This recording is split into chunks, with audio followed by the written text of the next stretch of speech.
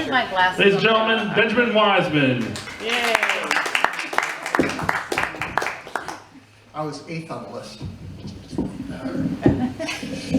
All right, this is a devil's advocate kind of poem, and not so coincidentally, it's called Advocate a Devil. He went to school determined to make a memorable impression, left holes in the walls, holes in the children, holes in preconceptions of where they were safe. We could imagine this town shaken and broken. We asked how we could fix it. We didn't wait for an answer.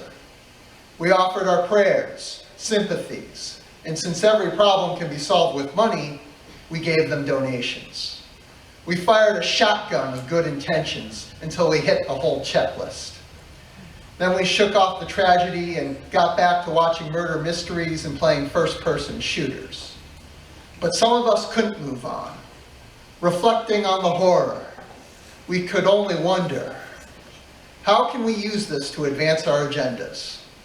We push for owning firearms to be illegal, though we know 1,000 other ways to kill.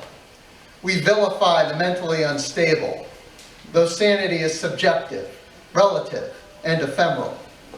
Then we attribute this to some great evil, because we'd rather advocate a devil than accept that we all have the potential. We've all had our share of despair and thought about destruction. It's just a question of how much frustration would manifest our idle threats. It might help to know the limit for someone who went over it. And the media obliges to feed our fascination with every angle on our wayward protagonist.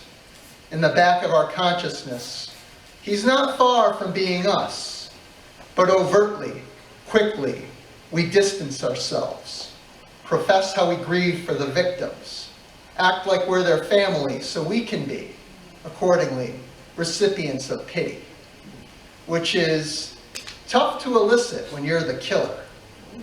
Perhaps that's the barrier we needed to discover. For all our talk of shock and outrage, for all the values we claim to embrace, for all the waves of condemnation toward a lunatic and his guns, the only reason we don't follow our demons is a simple matter of public perception. A single savior that the way we're remembered still outweighs the attention we crave, or whatever that devil would give us as rationale if the weights ever flip and we fire off clips and we go down in infamy, down to hell or what we see on TV. Thanks.